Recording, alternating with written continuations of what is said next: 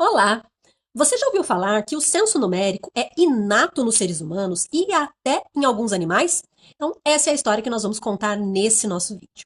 E assim como nós defendemos que o livro O Cérebro Leitor deveria ser leitura obrigatória em cursos de pedagogia e licenciaturas, o livro The Number Sense, do Stanislas Dem, também merece esse destaque.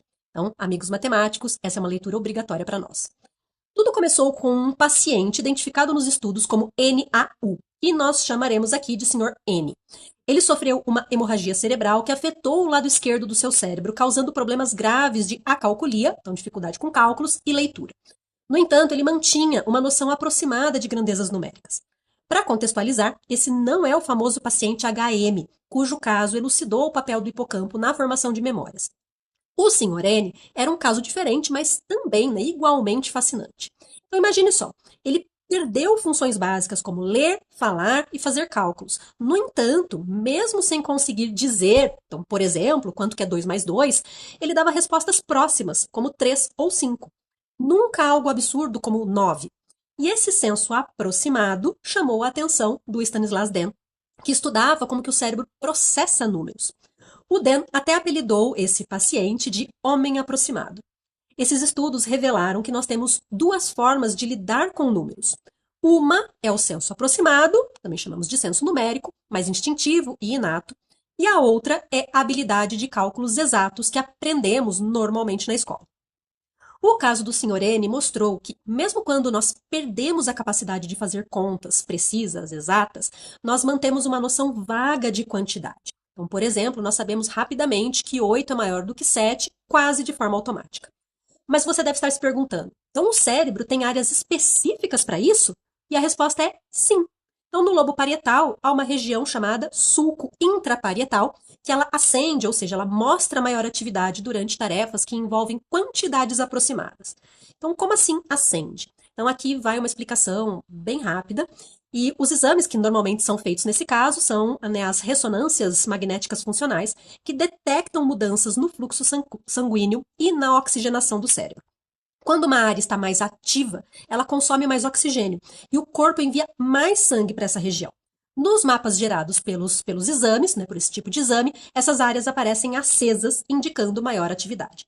O Dan descobriu que o sulco intraparietal está ligado às nossas habilidades numéricas mais instintivas, enquanto os cálculos exatos dependem de linguagem, memória e outras partes do cérebro. Então, por exemplo, a multiplicação é algo antinatural para o nosso cérebro, porque ela exige a memorização de fatos numéricos, ela exige o uso da memória verbal, e nem todo mundo faz isso com a mesma rapidez.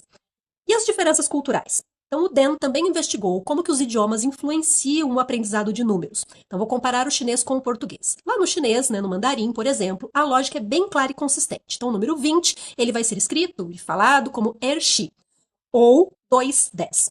O 30 é o sanshi, ou 310. O 40 é o sishi, ou 410, e me desculpe aqui pela pronúncia. Essa regularidade, ela facilita o aprendizado das crianças chinesas que não precisam lidar com exceções ou irregularidades.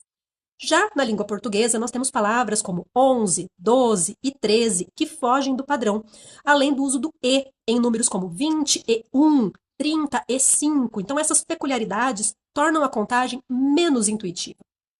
E hoje? Então, atualmente, as pesquisas do Stanislas Dem, elas focam no funcionamento da consciência. Ele propõe a existência de um circuito da consciência que conecta várias partes do cérebro. Quando uma ideia se destaca nesse circuito, tornando-se amplamente ativada, é então que nós temos consciência dela. E o Dan é um pesquisador no Collège de France, uma instituição que reúne apenas 50 dos maiores especialistas do mundo. Ele também dirige o NeuroSpin, que é um laboratório equipado com aparelhos de ressonância magnética de alta potência, incluindo uma máquina de 11,7 Teslas, que permite estudos ainda mais detalhados do cérebro. As suas pesquisas ajudam crianças com descalculia, dislexia e outros transtornos de aprendizagem, além de integrar neurociência e inteligência artificial em plataformas de ensino personalizadas. E qual que é a nossa lição principal? Nós temos um cérebro numérico básico, mas o desenvolvimento pleno dele depende de treino, cultura e métodos adequados. O Dan defende que, para ensinar matemática de forma eficaz, nós precisamos entender como que o cérebro processa números e adaptar o ensino a essa estrutura natural. Você quer se aprofundar nesse tema? Então vou sugerir aqui 3 livros. O The Number Sense, que nós já falamos lá no começo. É Assim que Pensamos, é um deles. E É Assim que Aprendemos, é o terceiro. Então, 3 obras essenciais do Stanislas Lem, além de todos os seus artigos publicados. E eu tenho certeza que elas vão te tirar da zona de conforto. E você, já leu algum desses livros? Então, conte aqui para mim nos comentários. Até mais!